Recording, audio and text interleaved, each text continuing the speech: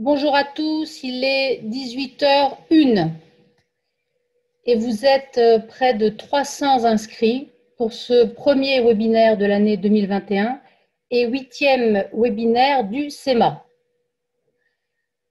Alors aujourd'hui, on va aborder un sujet d'une brûlante actualité avec la notion d'emprise, celle-là même dont nous parle Camille Kouchner dans le livre qu'elle vient de publier, La Familia Grande.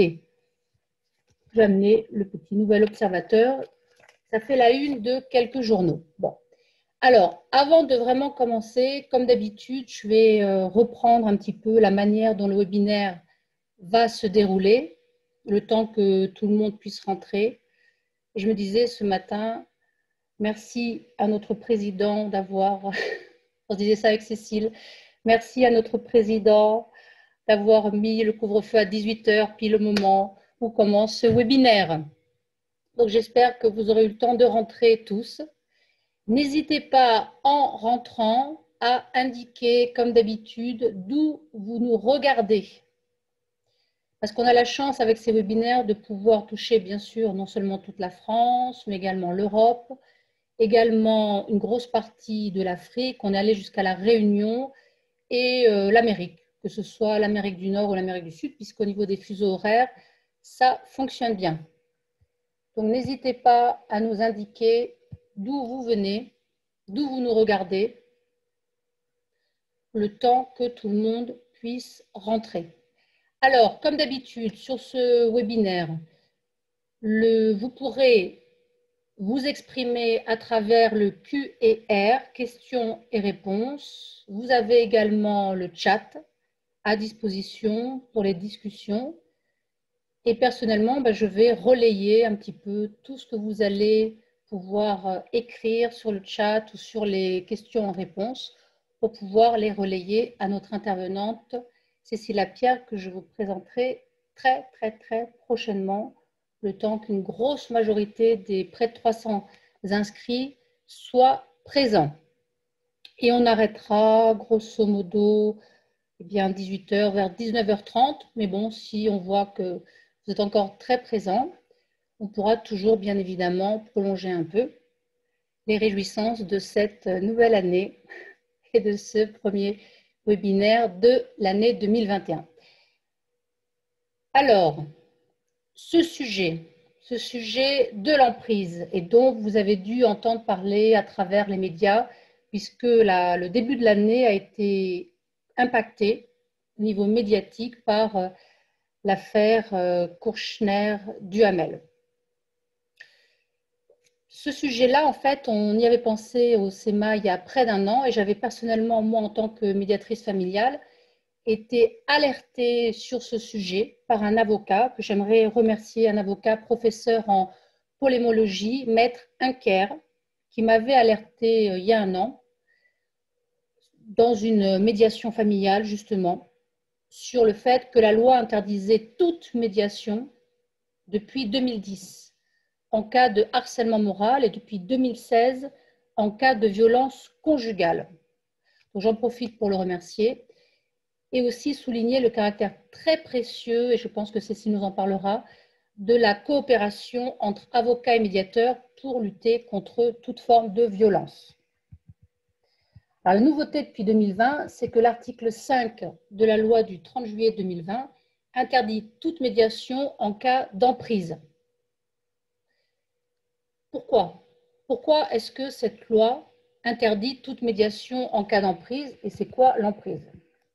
Et pour nous, médiateurs, pour nous, professionnels de la famille, pour nous, personnes qui sommes également inscrits dans une famille, d'une manière ou d'une autre, eh bien, cette interdiction de médiation en cas d'emprise, elle interpelle.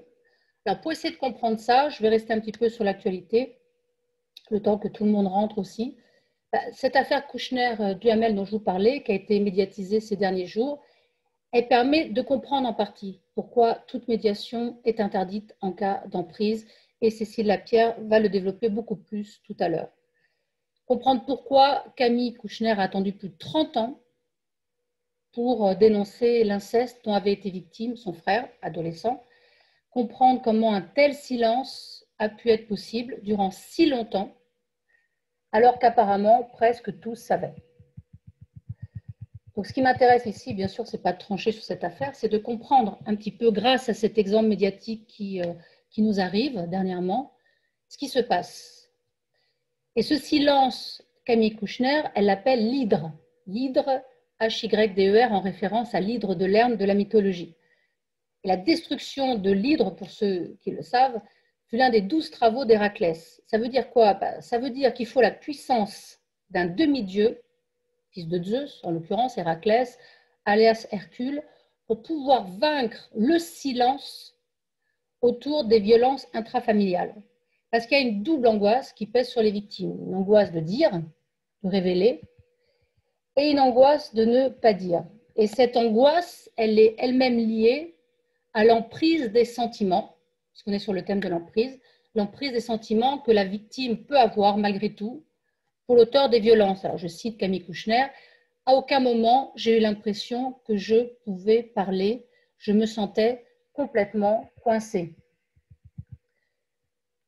Et elle ajoute, on avait en tant qu'enfant une confiance et un amour immense pour un adulte, c'est tout. Le mécanisme, c'est celui de la domination. Et la victime, comme ses proches, elle se retrouve en état de sidération du fait même du trauma vécu. Et la conscience, elle vient tardivement. Elle le dit, j'étais sous l'emprise de mes sentiments. C'est ce que dit Camille Kouchner à propos de son beau-père. Le silence a pris racine là-dedans, ajoute-t-elle. Il faut donc du courage. Il faut un courage, pour reprendre la métaphore de l'hydre, il faut un courage herculéen pour parler et aller au-delà du consentement que décrivait déjà l'année dernière, pour ceux qui ont entendu parler, Vanessa Springora, dans son ouvrage Le consentement. Aller au-delà du consentement. Ça veut dire quoi? Ça veut dire qu'il s'agit de s'arracher à cette emprise dont nous parlera Cécile Lapierre, ce qui suppose de pouvoir dépeindre un processus de manipulation psychique implacable et l'ambiguïté effrayante dans laquelle est placée la victime consentante entre guillemets, bien évidemment, séduite par un prédateur, victime qui est à la fois coupable d'avoir dit oui ou de ne pas avoir dit non. Victime qui est elle-même prise dans les dérives d'une époque et la complaisance d'un milieu qui est aveuglé, on le voit dans le dernier cas Kouchner-Duhamel, par le talent, par la célébrité et par le pouvoir. C'est-à-dire qu'on pourra avoir toute une analyse systémique. Et si ces dossiers hautement conflictuels sont de plus en plus présents dans les médias, pourquoi est-ce que j'en parle justement? C'est parce qu'aussi leur nombre ne cesse d'augmenter en matière familiale. Les affaires dans lesquelles la notion de perversion de l'un des parents vis-à-vis de l'autre, avec des accusations d'instrumentalisation des enfants, sont en forte augmentation dans les procédures auprès des JAF, pour les magistrats qui nous écoutent, pour les avocats qui nous regardent, pour les médiateurs qui sont parmi nous. Je crois que c'est quelque chose que tout le monde a pu constater. Et pour les personnes aussi elles-mêmes qui sont prises dans cette hydre.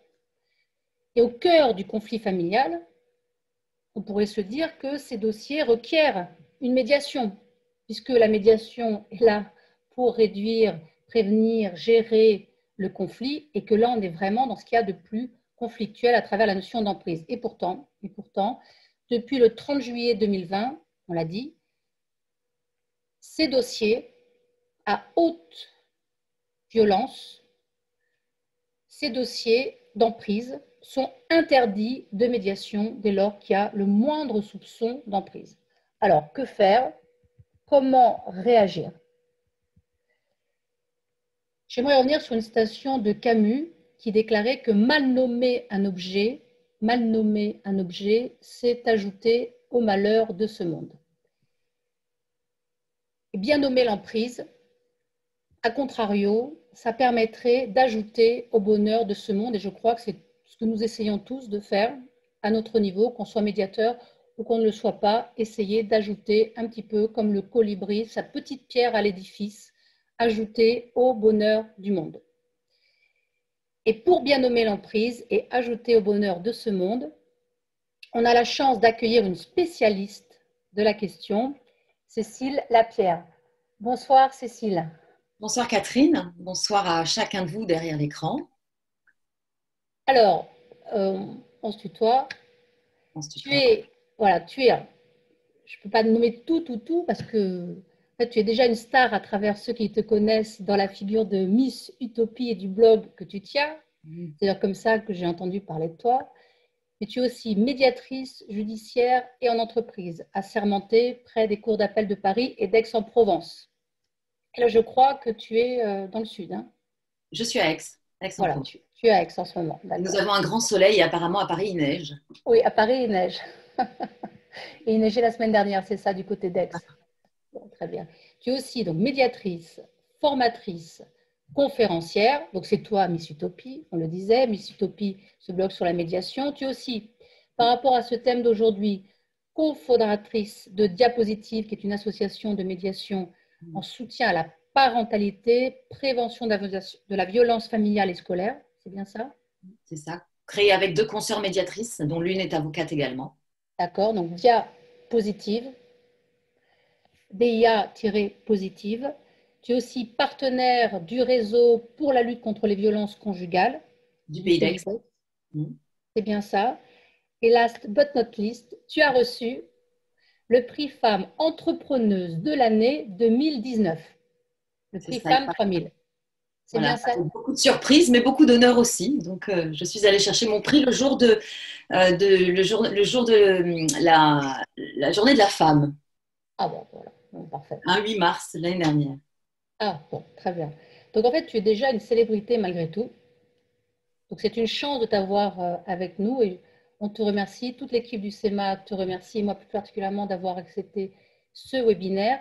Et avant de te donner la parole, il faut savoir aussi, je précise aux personnes qui nous regardent, que Cécile va partager aussi, comme avait fait Marianne Souquet, Cécile va partager un petit PowerPoint pour vous permettre de visualiser, puisqu'on sait que la communication, elle n'est pas simplement auditive, elle est aussi visuelle. Donc, visualiser ce qu'elle va nous dire et ce qu'elle va nous partager. Donc, avant de te donner complètement la parole, j'aimerais te poser quelques questions liminaires que j'ai déjà commencé un petit peu à aborder. Questions qui touchent aussi bien les professionnels de la famille que nous sommes, que les personnes que nous sommes aussi, qui tout simplement appartiennent à une famille. Alors, tu vas y répondre. Il y a bien d'autres questions qu'on va se poser, que je relayerai à travers le chat et les questions et réponses. La première, c'est d'abord, on parle d'emprise, mais comment la définir? Comment définir l'emprise dans la coparentalité et comment est-ce qu'on peut, ça c'est une question fondamentale, comment est-ce qu'on peut la détecter? Comment est-ce qu'on peut la penser aussi entre violence et conflit? Puisque nous, d'habitude, en tant que médiateurs, lorsqu'on se forme à la médiation, on parle surtout de violence et de conflit, on parle beaucoup moins d'emprise. Et on n'est pas nécessairement formé à détecter, accueillir, gérer l'emprise. Et je crois savoir, j'en reparlerai à la fin, que tu as mis en place des critères d'identification très spécifiques avec une université. Et c'est ce qui fait aussi que pour ceux qui le souhaitent, il y aura une formation de 2 jours que le CEMA organise avec toi pour les personnes qui souhaitent se former plus avant début juin.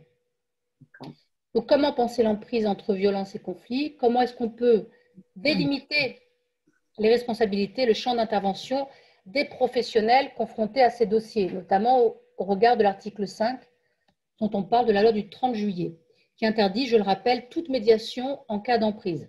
Et à titre d'exemple, si on revient sur l'affaire Kouchner-Duhamel, donc le frère de Camille Kouchner qui a subi l'inceste a refusé, si j'ai bien compris, ce que je lis dans les médias et ce que je lis dans l'ouvrage de Camille Kouchner, a refusé d'en parler, a demandé à ses proches de ne pas le faire, sa sœur a accepté l'omerta, et Camille Kouchner parle plus de 30 ans après l'accord de son frère, mais les faits sont déjà prescrits.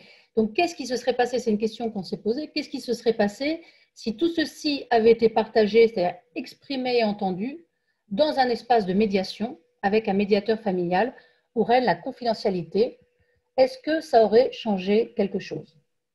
Alors, je pourrais répondre à cette question, si tu veux bien, Catherine, à la fin de ma présentation, puisque je vais la mettre en miroir avec les questionnements que j'ai par rapport à la loi à l'article 5 de la nouvelle loi, puisque cette loi nous met des contraintes qui permettront ou pas de répondre à ta question sur comment accueillir cette parole, à quel moment on peut l'accueillir et comment dans le secret et dans la confidentialité de la médiation, qu'est-ce qu'on en fait nous une fois qu'on est dépositaire de ce terrible secret, si celui en face ne veut pas que ce soit publié ou que ce ne soit pas entré dans une procédure judiciaire.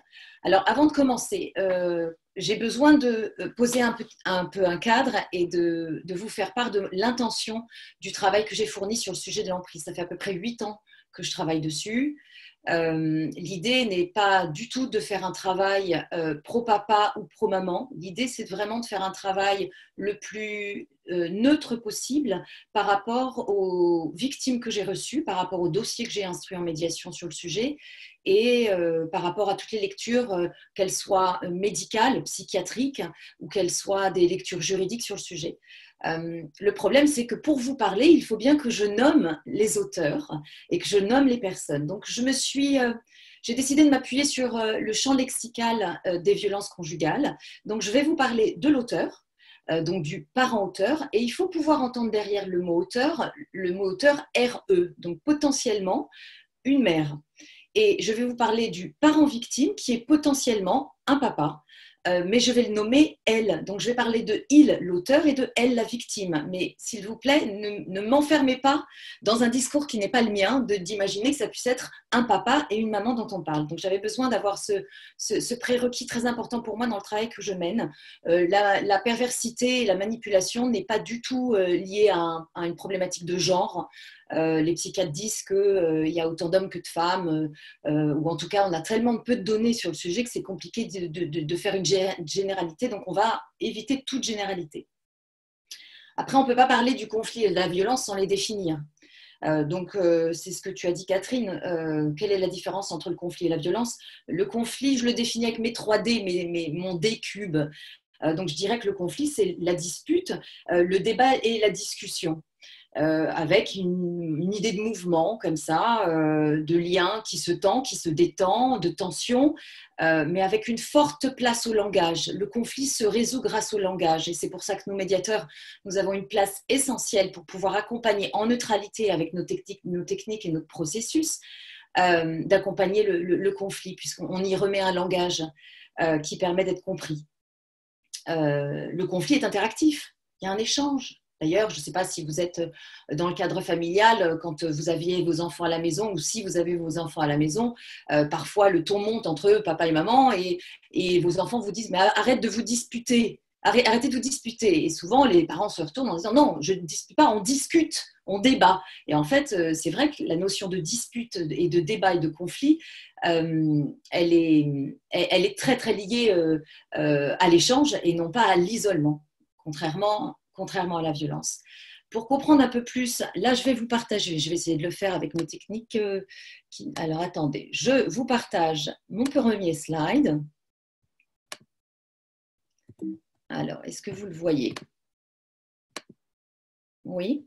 Je vais peut-être me mettre en grand écran, comme ça, c'est mieux. Voilà. Donc, le conflit, il faut comprendre que dans un processus de conflit, il est totalement normal qu'à un moment, l'échange dans un couple qui se divorce, ça soit assez dégoûtant, que ça soit moche, qu'il y ait des mécanismes de chantage. Et ça, c'est totalement normal, puisqu'il y a un cycle de deuil relationnel, au même titre que le cycle du deuil quand on perd quelqu'un qui nous est cher, avec ce que vous voyez au milieu, là, sur la première descente de la courbe, tout ce qui est colère, peur et marchandage. Dans ce moment-là du conflit et du processus de deuil, les échanges entre les parents peuvent être absolument effroyables et avec l'utilisation de mécanismes de perversion, ça ne fait pas d'eux des pervers. C'est-à-dire que les échanges, l'instrumentalisation des enfants, on peut la retrouver à ce moment-là. Mais ce qui fait la différence entre la violence et le conflit, c'est que il y a une temporalité et que ça finit par s'arrêter, ça finit par s'apaiser. Puisque le travail de deuil se base sur deux concepts, c'est le lâcher-prise, donc le lâcher-prise dans ce qu'était la relation au départ et ce qu'était l'idée de la famille idéale avec nos enfants. Donc il y a un vrai travail de lâcher-prise à faire, et puis c'est accepter l'impuissance face à la situation, se dire c'est pas ce que je veux, mais il va falloir faire avec. Et quand on arrive à ça, on arrive à s'apaiser, Entre-temps, il pourra y avoir dans ce processus-là déjà une première audience avec une procédure de justice, et il y aura forcément, après un divorce quand les parents sont mariés, donc la première audience, elle peut être très très violente et très en discordante, très conflictuelle. Mais ce temps du conflit, il passe. Et le temps moyen, selon les psychiatres, c'est à peu près 3 ans. Donc ça, c'est un indicateur, c'est-à-dire que si votre conflit s'enlise, si le conflit en face de vous s'enlise, ça peut être parce que un des deux parents n'a pas encore fait le deuil de l'amour qu'il porte à l'autre. Donc il y a un travail à faire de lâcher prise une fois de plus, ou ça peut être que ça n'est pas du conflit et que c'est de la violence. Donc la temporalité du conflit est le premier indicateur pour pouvoir peut-être se dire que nous sommes face à une relation non pas de conflit mais de violence et donc éventuellement d'emprise. Je vais passer à... Et alors donc, qu'est-ce que c'est que la violence? La violence s'appuie... alors avant de vous définir la violence, je vais vous définir l'emprise. L'emprise, c'est une manipulation mentale ayant pour conséquence de la violence morale. Donc c'est un processus psychologique qui a pour cause la violence morale. Et pour repérer la violence morale, il y a 5 mécanismes, qui est le rapport de force, avec l'idée de déséquilibre, évidemment, c'est le principe du rapport de force. Il y a une inégalité dans la relation, dans le couple, inégalité qui peut être physique, qui peut être économique et qui peut être relationnelle. Il y a évidemment l'idée de domination, donc du pouvoir de l'un sur l'autre, c'est toujours pareil, et qu'on trouve. L'idée de domination, c'est considérer que l'autre est objet, et donc on lui enlève sa place de sujet. Donc il est au service de l'auteur, du parent-auteur, qui l'utilise comme un outil de plaisir, un outil de service, un outil d'asservissement total, c'est l'idée. Et ça va avec le mécanisme du pouvoir, évidemment. Et le pouvoir est plus, pour moi, orienté vers l'idée d'obéissance et de soumission. Et puis, il y a la dépendance affective. La dépendance affective, après une longue période d'emprise,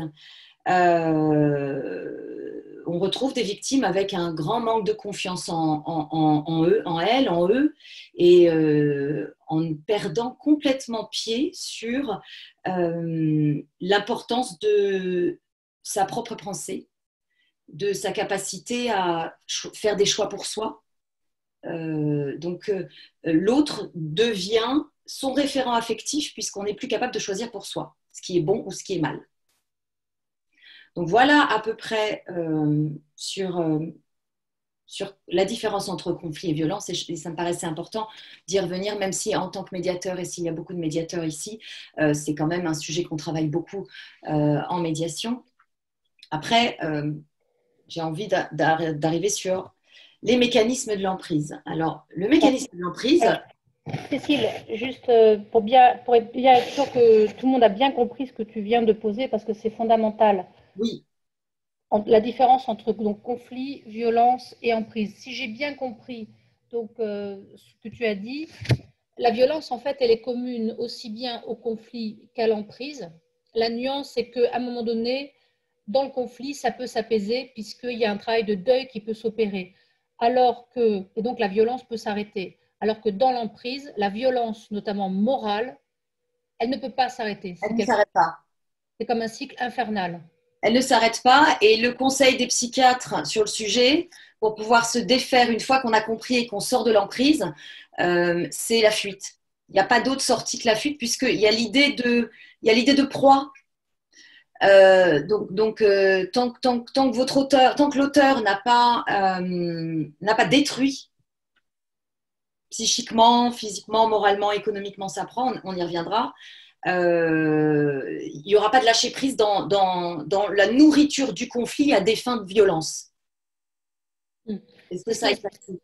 C'est ce qui explique notamment qu'il ne puisse pas y avoir de médiation dans un cas d'emprise. C'est-à-dire qu'on ne peut pas espérer que la violence s'arrête. Non seulement on ne peut pas espérer que la violence s'arrête, puisque c'est un système de fonctionnement de l'auteur, Mais en plus, ça repositionne la victime dans une position de soumission potentielle et d'un risque et d'une mise en danger de la victime, de la remettre autour de la table avec son auteur. D'accord. Et en fonction, on a beaucoup de victimes qui, en début de procédure, ne sont pas sorties de l'emprise. Donc, si on reçoit en médiation quelqu'un qui est encore sous emprise, la victime ne dira rien pour se défendre, ne sera pas capable, sera dans la peur. Mais c'est exactement ça le décédé en mi mineur. Le décédé en mi mineur, c'est les mécanismes de l'emprise. J'ai réfléchi à comment je pouvais les mettre de façon mnémotechnique et j'ai trouvé cette phrase que j'ai créée. Donc, le décédé en mi mineur, c'est les mécanismes, c'est-à-dire que c'est le doute, la culpabilité, la dévalorisation, la menace, l'isolement. Et mon I, je pourrais mettre un I carré, puisque c'est l'isolement et le sentiment d'impunité de l'auteur. Je vais revenir sur tout ça, évidemment. Et le mineur, pourquoi? Parce que déjà, une musique en mi mineur, c'est une musique qui est extrêmement triste, donc je trouvais que c'était sympa pour le clin d'œil. Et que les victimes collatérales de la violence morale et de l'emprise, ce sont évidemment les mineurs qui sont dans la famille. C'est toute cette violence intrafamiliale. D'ailleurs, je ne parle pas de violence conjugale, je n'aime pas ce terme-là, je parle de violence intrafamiliale, puisque à partir du moment où il y a violence entre les parents, il y a forcément violence dans l'unité familiale. Et donc, les enfants sont victimes. Donc le décédé en mi mineur, si j'ai bien compris, parce que c'est un moyen mnémotechnique, on va le reprendre pour que tout le monde ait bien compris. Donc le D, c'est doute, c'est ça? Le D, c'est doute. Ok. C, c'est culpabilité. Culpabilité. D'accord. Le deuxième D, c'est? Dévalorisation. Donc il y a de la dévalorisation. D'accord. Ouais. Le M comme menace, c'est ça? Menace, c'est peur. Menace, peur, d'accord. Le I, il a une vertu? Alors, le I, il est double. Le I, c'est l'isolement de la victime et c'est le sentiment d'impunité de l'auteur. D'accord. Alors, évidemment, ce que je vous présente aujourd'hui en à peu près 50 minutes, je le développe en 2 jours de formation au minimum. Donc, évidemment, je vais vite. Évidemment, je ne vais pas pouvoir rentrer dans chacun des concepts, mais c'est pour balayer un petit peu jusqu'à arriver tout à l'heure à la présentation d'un outil de détection qui est nouveau et qui me paraît important de partager et sur lequel il faut, je pense, communiquer largement. Et c'est pour ça que c'est formidable que je puisse le faire ce soir avec vous. Donc voilà, ça, ce sont les mécanismes utilisés pour capturer la proie et la conserver dans cette camisole chimique, psychique, dans cet enfermement à l'air libre. C'est ça l'emprise. Alors ça se fait tout doucettement. Hein. Je travaille avec par exemple SOS Femmes sur les Bouches-du-Rhône. On est toujours très étonnés que les femmes qui sont battues, au moment où on leur trouve des hébergements d'urgence, ne passent pas le cap de partir. Et en fait, c'est parce qu'il y a de l'emprise. Et qu'il y a la notion d'amour, il y a la notion de dépendance affective qui fait que ça empêche de prendre la décision qui est importante pour sa sécurité. J'ai derrière, je ne vais pas plus rentrer sur ça, c'était le petit clin d'œil sur les mécanismes, il y a déjà beaucoup de gens qui connaissent ça. J'ai derrière une petite photo. Je vous présente d'avance mes excuses, puisque la représentation de cette photo est un homme. Donc, je ne peux pas garder ma neutralité entre les hommes et les femmes. Mais c'est Marie-France Irigoyen, qui est un peu la papesse du sujet, qui est docteur et qui a écrit depuis des années sur le harcèlement moral dans la famille et dans l'entreprise, qui a présenté dans un de ses livres ce petit personnage qui, donc j'aurais aimé qu'il soit non sexualisé, mais voilà, il représente un petit peu le côté, donc évidemment le profil psychologique et pathologique du pervers narcissique et l'idée de Dr Jekyll et Mr Hyde. C'est-à-dire que la problématique dans ces dossiers aussi pour nous en tant que médiateurs, pour reconnaître à quoi on a affaire, c'est qu'on a en face de nous des gens qui sont au-dessus de tout soupçon. Et c'est pareil pour les magistrats. On a des dossiers, si quand on regarde le dossier, on n'est pas capable nous-mêmes de se dire « je ne sais pas qui est la victime, je ne sais pas qui est l'auteur ». Et tout le monde s'accuse. Je vais essayer d'apporter des éléments de réponse par rapport à ce questionnement. Je ne vais pas rentrez. Je vous invite à faire des captures d'écran si ça vous intéresse. Je pourrais vous envoyer, évidemment, le support. On pourra le laisser sur la plateforme du CEMA si vous voulez. Je ne vais pas rentrer sur qu'est-ce qu'un pervers narcissique. Je vais juste vous dire, c'est un défaut d'empathie, les grandes lignes. C'est la chosification de l'autre. Tu es mon objet. Et un point extrêmement important que je trouve qu'on ne voit pas beaucoup et qui est un point fondamental de repère, c'est l'escroquerie financière. On a dans toutes ces histoires des histoires de gros sous, de petits sous, mais un rapport à l'argent extrêmement déviant, extrêmement perturbé. Donc, grâce à ça aussi, ça va nous donner des indicateurs extrêmement riches sur les dossiers qu'on peut instruire. Quoi vous dire d'autre? Alors, je vais rentrer, là je vais vous le lire, je vais rentrer sur quelque chose qui est... Ah oui, j'ai oublié de vous dire, le pervers narcissique, c'est quand même un trouble psychiatrique. Hein. Donc, c'est une maladie reconnue dans le DSM-5, hein, donc le manuel diagnostique et statistique, comme un trouble de la personnalité narcissique. Donc, on est capable de donner un stéréotype d'action et de comportement, de symptômes, d'action et de comportement. Hein, oui.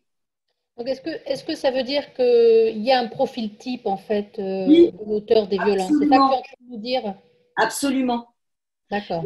C'est essentiel dans le travail que j'ai mené. Oui, il y a un profil type et on va y revenir tout à l'heure. OK. Après, j'ai fait ça, c'est un travail assez personnel. Donc, c'est un travail de recherche que j'ai fait sur les différentes lectures et sur les témoignages. J'ai accueilli depuis plusieurs années des victimes de violences morales. J'ai instruit des dossiers de violences et j'ai recueilli des témoignages. J'ai réussi à faire une liste absolument non exhaustive de à quoi pourrait ressembler le comportement d'un parent auteur de violences morales. Ça n'est pas parfait, ça n'est pas une liste. Il ne faut pas forcément ticker. La grille d'évaluation n'est pas tous les points, c'est certains points. Voilà. Je vais la lire à voix haute. Et il y a des choses qui sont assez édifiantes et qui permettent aussi de construire l'outil que je vous présente après. Déjà, la conception de l'enfant dans le couple qui s'est marié, qui s'est rencontré, est une manière d'immobiliser la proie, même si l'enfant, lui, en soi, dérange l'auteur. Alors, je ne vais pas revenir sur les raisons psychanalytiques et des raisons pathologiques de la perversion, mais si c'est un homme, la grossesse de madame fait basculer souvent dans la violence physique, puisqu'elle, d'un coup, de femme objet, elle représente la mère. Voilà, donc il y a des éléments médicaux qui permettent d'expliquer pourquoi les premiers coups, quand il y a coup, puisqu'en violence morale, il n'y a pas forcément coup. Mais quand il y a coup, c'est souvent pendant la première grossesse, ou quand il y a les premiers mots de violence, les premiers dénigrements, c'est pendant la grossesse souvent. Donc évidemment, ce sont les critiques, les dénigrements, les moqueries devant témoins, devant les enfants. C'est le parent passif-agressif avec manque de soins des enfants ou même mise en danger délibérée. Avec, pour le parent victime, des reproches incessants de « tu surprotèges les enfants ». Moi, je les autonomise, alors que c'est des prises de risques, conscientes et volontaires. C'est parfois le manque de soins et d'hygiène vis-à-vis des enfants. C'est le défaut de sommeil.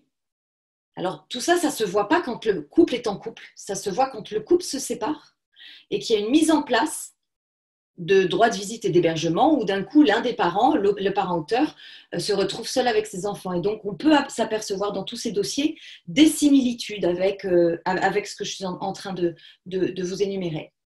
C'est ne pas supporter la joie des enfants et de casser systématiquement avec une petite réflexion au moment où les enfants sont plein d'entrain, plein de jeux. Voilà. C'est chercher à détruire l'amour que les enfants portent à l'autre parent.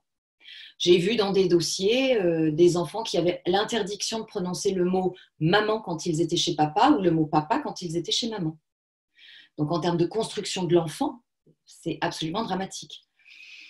Sans parler des interdictions de téléphoner à l'autre parent pendant le droit de visite et d'hébergement, pendant le mois de vacances. On voit ça dans ces dossiers-là. C'est des cris, des menaces, des humiliations et des moqueries pendant les devoirs ou pendant les moments de bain et de douche des enfants, qui sont censés être des moments de convivialité, de partage, de soutien. C'est en l'occurrence avoir avec ses enfants... pourquoi en concurrence? Ah oui, être en concurrence avec ses enfants pour l'amour exclusif du parent. C'est tenter de faire grandir les enfants, de les autonomiser le plus rapidement possible. Donc, c'est les priver d'une jeunesse et d'une inconscience. Et ça va avec ce que j'ai mis en dessous sur l'idée de parentification, hein, qui est l'hypermaturité, souvent qu'on retrouve dans l'histoire de ces enfants, surtout auprès de l'aîné, qui prend la place du parent et qui prend soin du parent auteur. Donc on trouvera que ce sont des enfants formidables, très autonomes, très mûrs. Ça aussi, c'est un indicateur. Hein. C'est très surprenant, cet enfant très sérieux. C'est l'enfant qui se positionne en sauveur de ce parent faussement victime, puisque le parent auteur prendra toujours une posture de victime. C'est jamais lui, c'est pas sa faute, il n'a rien fait.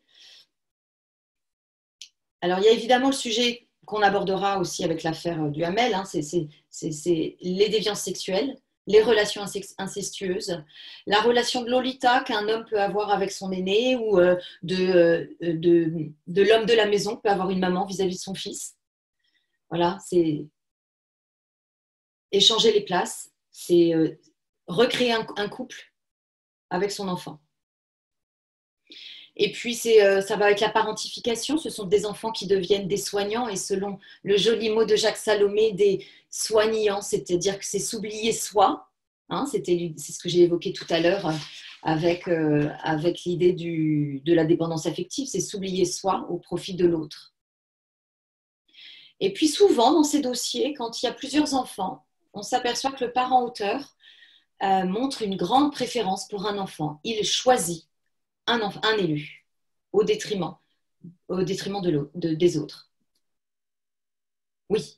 Oui. Alors, pour reprendre un petit peu cette liste, sans reprendre tous les éléments, ce qui m'interpelle, c'est qu'il y a des éléments qu'on entend effectivement lorsqu'on est médiateur familial très, très régulièrement dans les reproches qui peuvent être faits d'un parent à l'autre sur « il ne fait pas correctement les devoirs, elle ne les sort pas assez ». Des choses qui peuvent paraître complètement anodines. Elle ne sait pas le laisser jouer, elle est trop sur lui, il ne sait pas correctement leur faire se laver les dents, il ne leur donne pas correctement à manger, ça va dans les deux sens.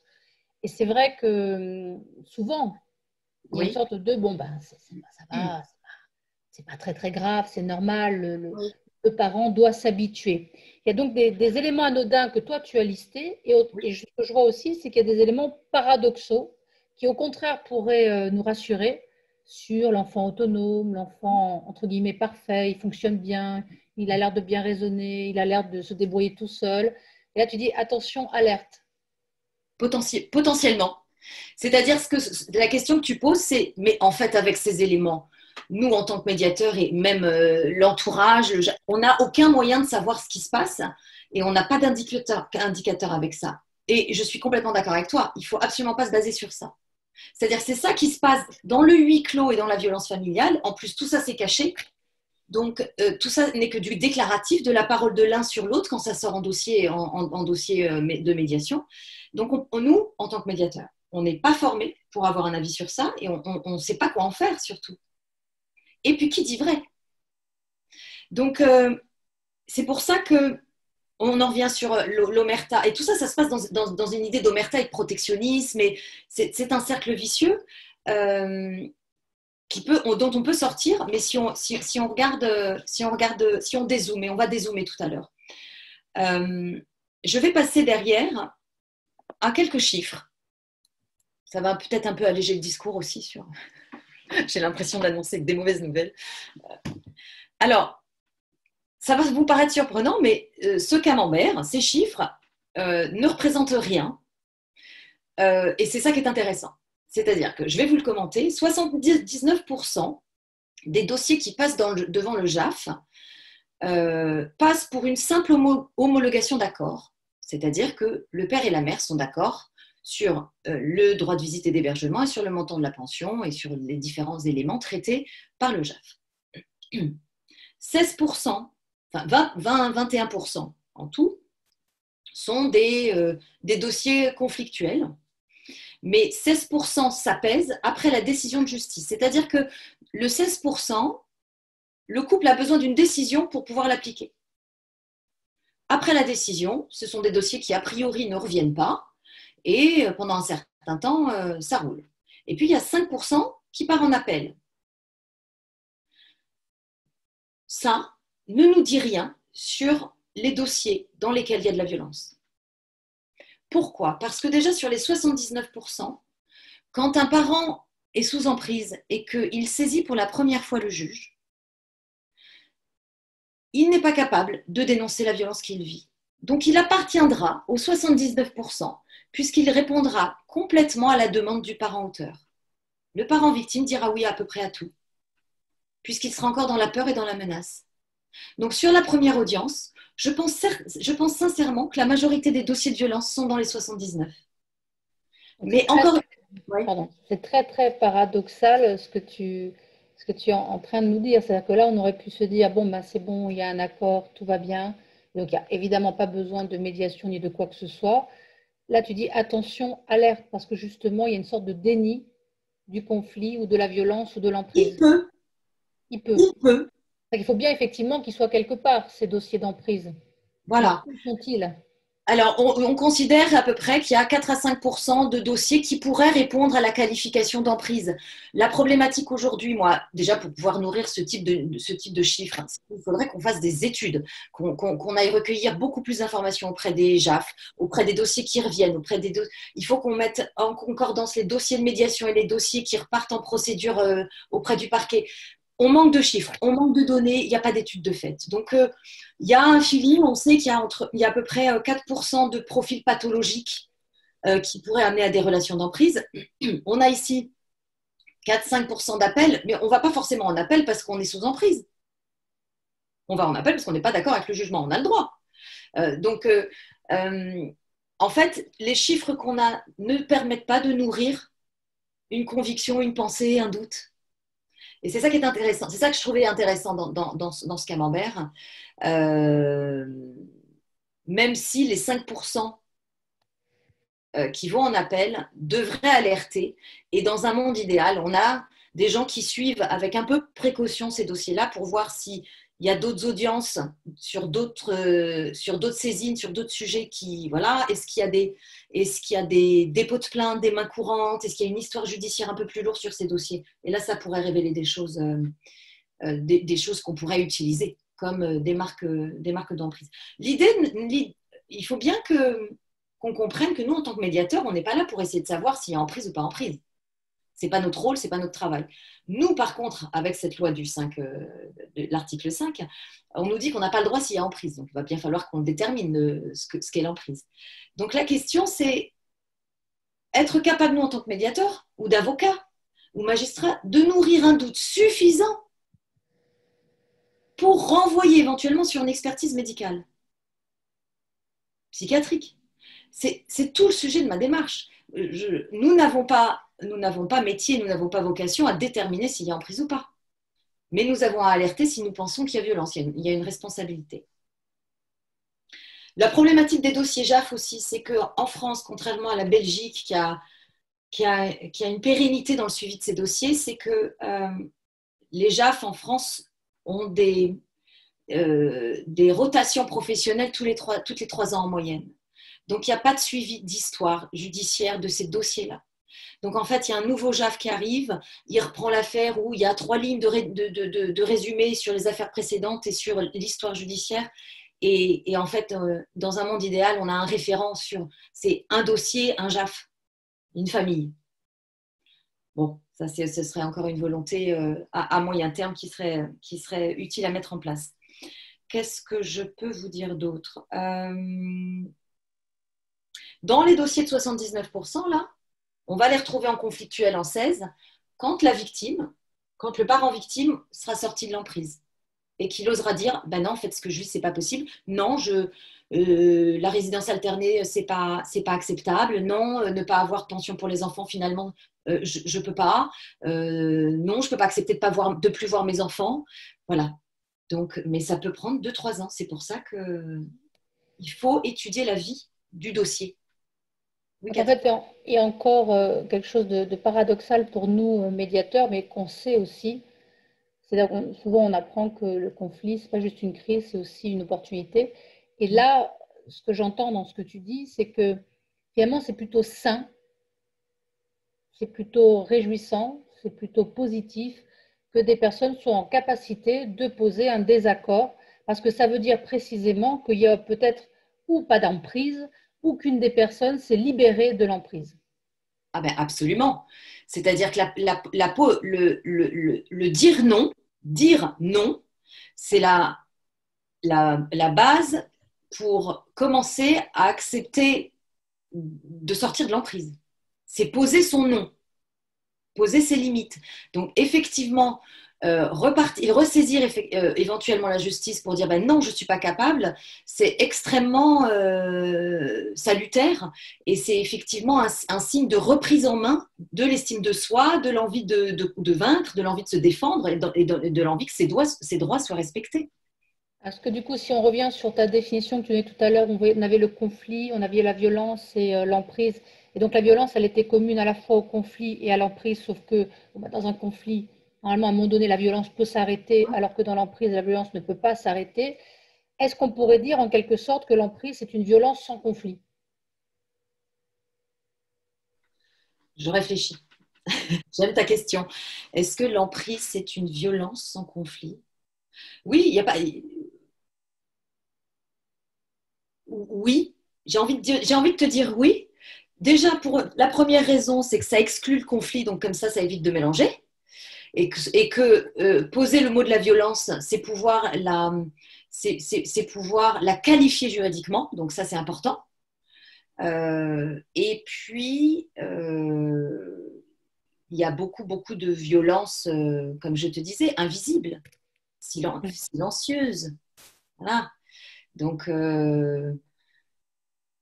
c'est l'idée du déséquilibre. C'est toujours l'idée du déséquilibre. Et c'est l'idée de l'intention de nuire. C'est ça la différence. Ah, je crois que c'est ça. Ce sera peut-être ça ma réponse, Catherine. C'est-à-dire que le conflit, c'est se défendre soi par rapport à ses valeurs à soi. La violence morale et l'emprise, c'est l'intention de nuire pour se nourrir dans sa pathologie, pour se nourrir dans son propre conflit interne. Ça sera, je pense que c'est ça la réponse. C'est une des réponses en tout cas. Donc, il y aurait une intention malveillante dans l'emprise, on l'a vu à travers le profil type du pervers narcissique, que ce soit une femme ou que ce soit un homme, peu importe. Et du coup, est-ce qu'on pourrait dire que le conflit en médiation, celui que le médiateur est en capacité d'accueillir, c'est une violence sans emprise? Ça peut. Alors, si c'est un conflit, c'est forcément sans emprise. Ça, c'est le prérequis, si on l'appelle conflit. Et la violence fait partie inhérente du conflit, hein, on l'a vu, on les voit, hein, c'est la fuite, le compromis ou la violence. Moi, j'ai pas de difficulté, ça nous arrive en médiation hein, d'avoir ce qu'on ressent pour nous comme de la violence qui se disent. C'est pas grave si on arrive à l'apaiser, la canaliser, si on la transforme en langage, si on les aide à la transformer en langage.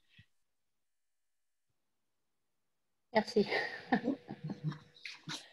Alors, dans ces dossiers, je voulais faire un point qui était important. C'est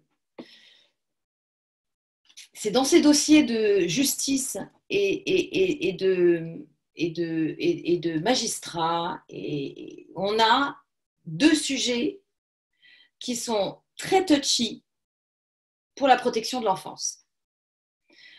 Alors, je vais vous évoquer très brièvement et je vais évoquer le syndrome d'aliénation parentale de manière très neutre parce que c'est un sujet extrêmement polémique et c'est un sujet qui peut et qui a déjà fait l'objet de mails d'insultes dans ma boîte mail. Donc, je vais éviter je vais éviter ça, donc je vais juste être très factuelle. le syndrome d'aliénation parentale était un outil qu'ont utilisé les magistrats suite à un psychiatre qui s'appelle Richard Garner, qui a publié en 98 une étude, en 85 pardon, aux États-Unis à l'Université de Columbia. Il était pédopsychiatre et prof de fac, et il a publié un article sur le fait que certains enfants, dans le cadre de conflits parentaux, étaient manipulés par le parent auteur.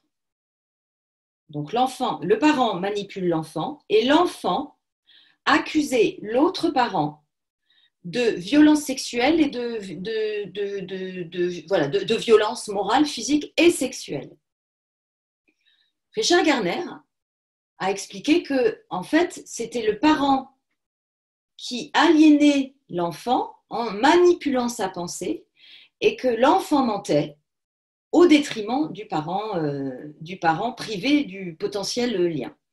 Donc, je ne sais pas par quelle magie M. Garner a fini par convaincre des médecins sur le territoire français et en Europe.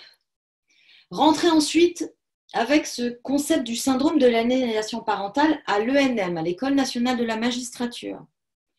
Et que nous nous sommes retrouvés en France à partir de 85-86, un peu plus tard, avec des décisions de justice prises par des juges aux affaires familiales, enlevant l'enfant aux parents, quand l'enfant disait « je suis victime de violence » chez l'autre parent. Donc le magistrat confiait l'enfant aux parents dits auteurs, parce qu'en fait, on considérait que le parent victime avait monté la tête, avait fait un lavage de cerveau, et que donc il était malveillant vis-à-vis de l'enfant. Donc on confiait cet enfant qui disait « je me fais maltraiter par mon parent », et on confiait cet enfant, grâce à ce syndrome d'aliénation parentale, aux parents auteurs. Est-ce que vous me suivez? J'aurais dû faire un petit schéma. Alors, je vais reformuler pour être sûr que j'ai bien compris. Peut-être que si j'ai compris, peut-être tout le monde, et les plus de 200 personnes présentes ont compris. Alors, si j'ai bien compris, le syndrome d'aliénation parentale, le SAP dont on parle, c'est quelque chose qui date d'un peu avant les années 2000, donc 1990 à peu près, c'est ça, qui a été importé des États-Unis, c'est ça, par M. Gardner. Monsieur Garner, sans aucune publication médicale autre que la sienne. D'accord. Bon. Donc, c'est apparemment un concept qui a été ensuite enseigné à l'École nationale de la magistrature en France. Donc, c'est vrai que c'est devenu, ça fait partie de ce que moi j'appelle les cadres de référence. Oui. À un moment donné, on considère qu'il y a un concept et derrière le concept, eh bien, on va considérer qu'il y a une réalité. Exactement.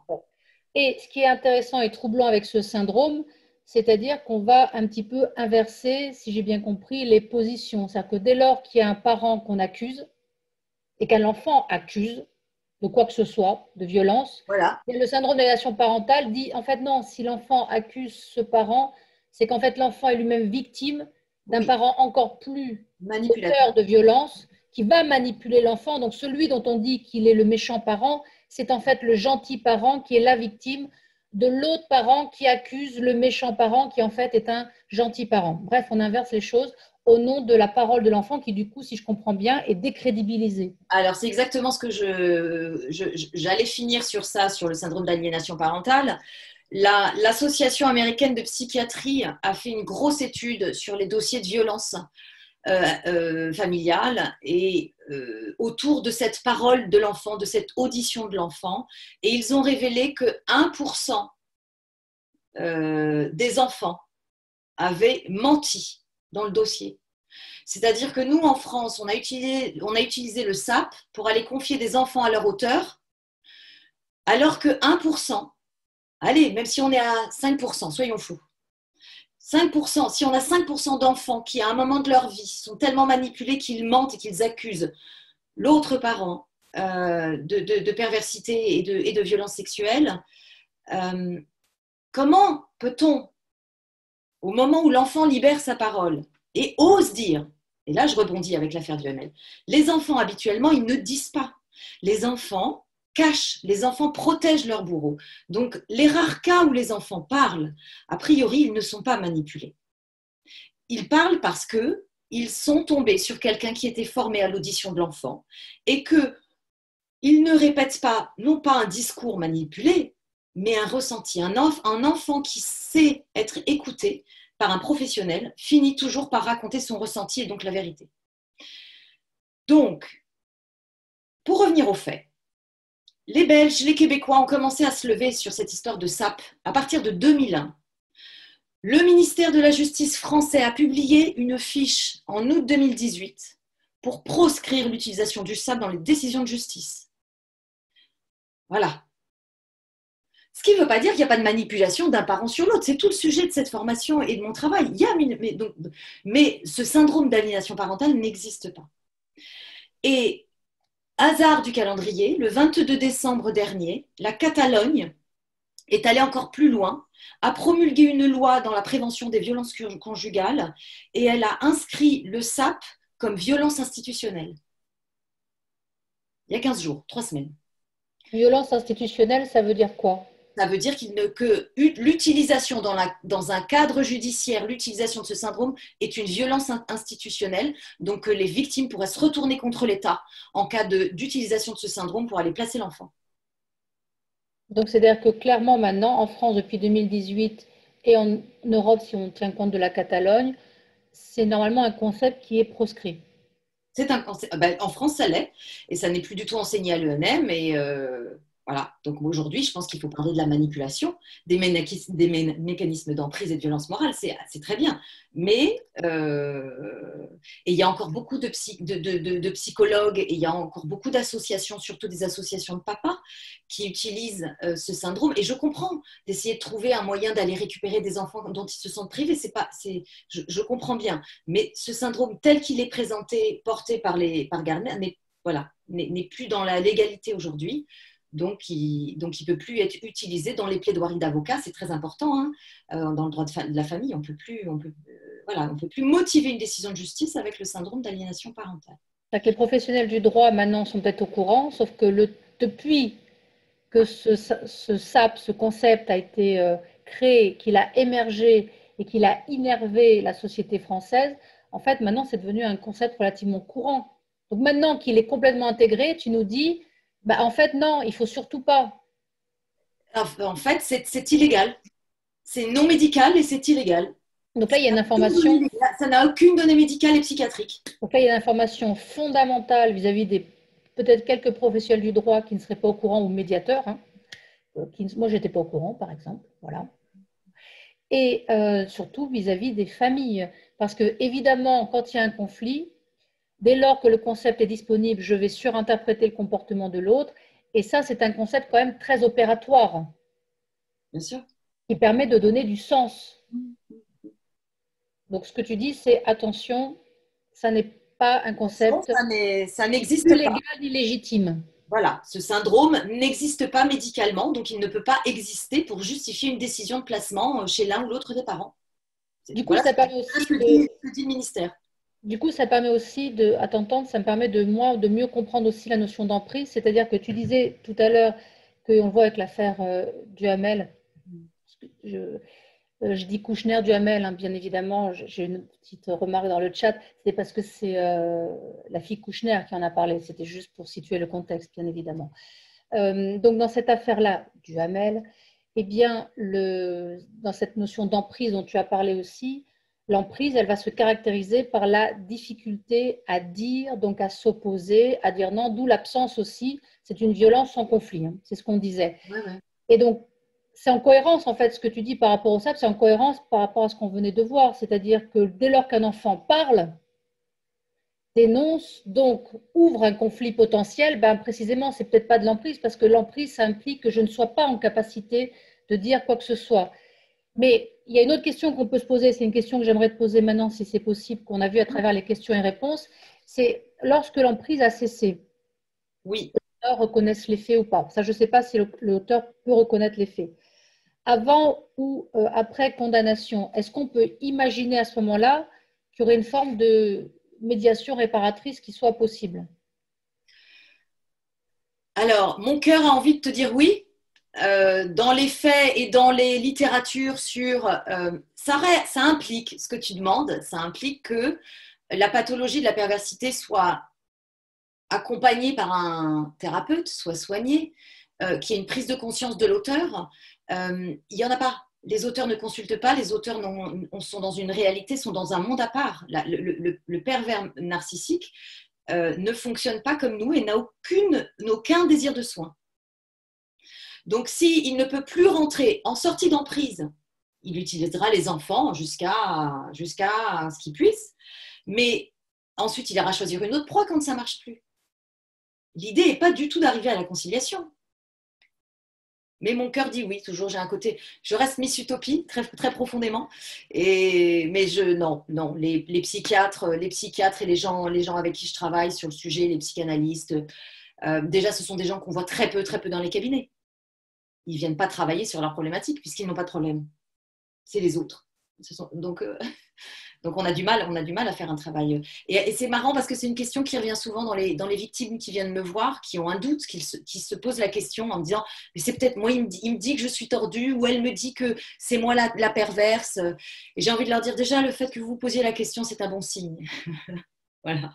C'est vrai que les pervers ne se posent pas la question.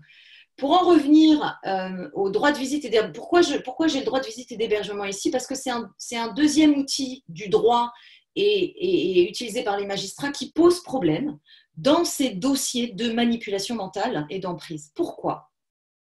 Alors, si vous me suivez bien, le droit de visite et d'hébergement va avec le devoir de pension. On est bien d'accord. Donc, le devoir de pension, puisque c'est un devoir, il est opposable à une sanction. Et en cas de non-respect de cette sanction, de ce devoir de pension, pardon, il y a un délit pénal qui s'appelle un abandon de famille. Donc ça, c'est cadré.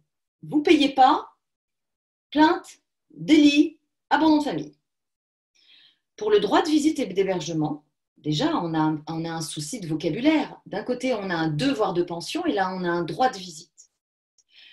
Ce droit de visite pose vraiment problème dans ces familles de violence parce qu'il est instrumentalisé par l'auteur qui a le droit de visite et d'hébergement quand c'est lui qui est porteur du droit de visite et d'hébergement. Je vous explique.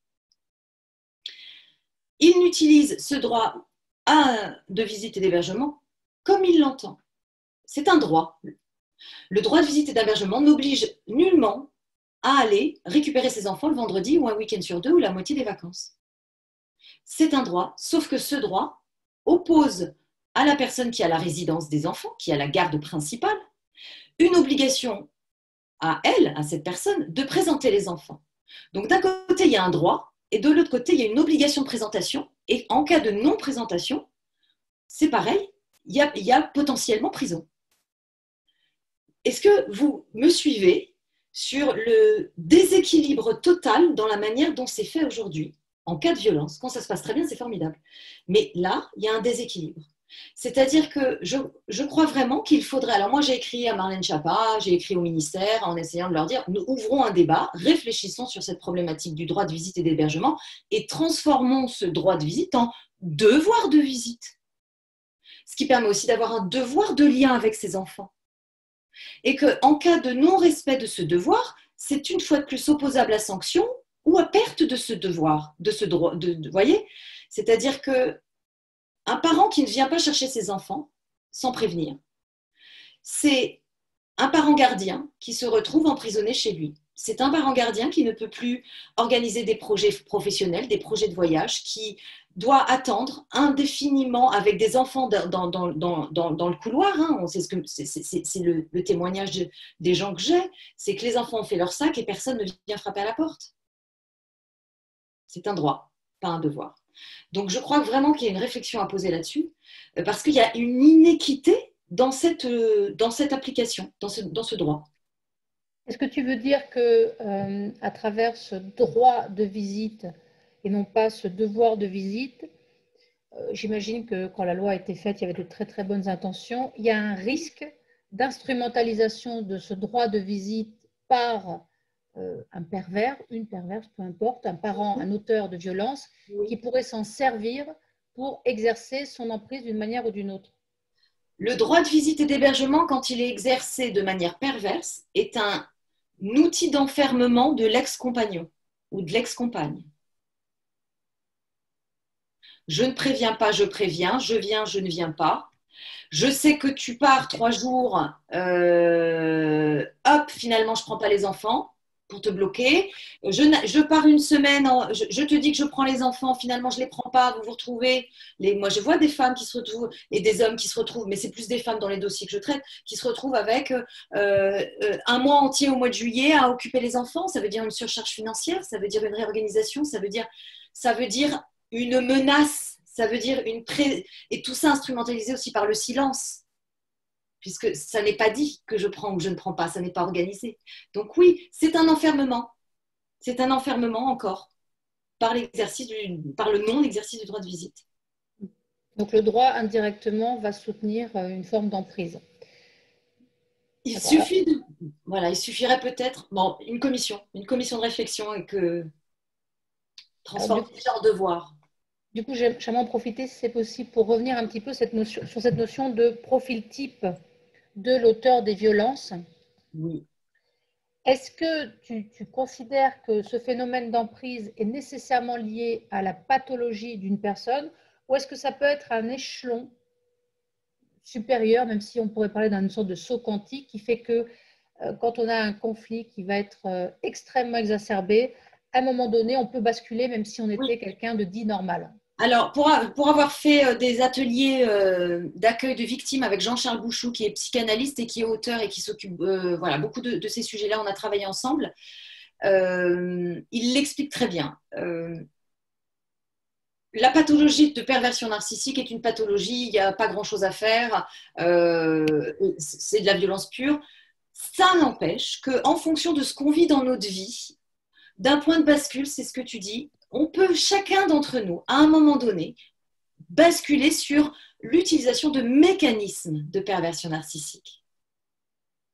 Mais on finira par s'en rendre compte et ou se faire accompagner, ou s'apaiser, s'assagir, laisser du temps. Hein, le temps au temps, c'est précieux. Et puis, certains psychiatres disent que pour pouvoir se défendre face à un pervers narcissique, il faut utiliser les mêmes méthodes.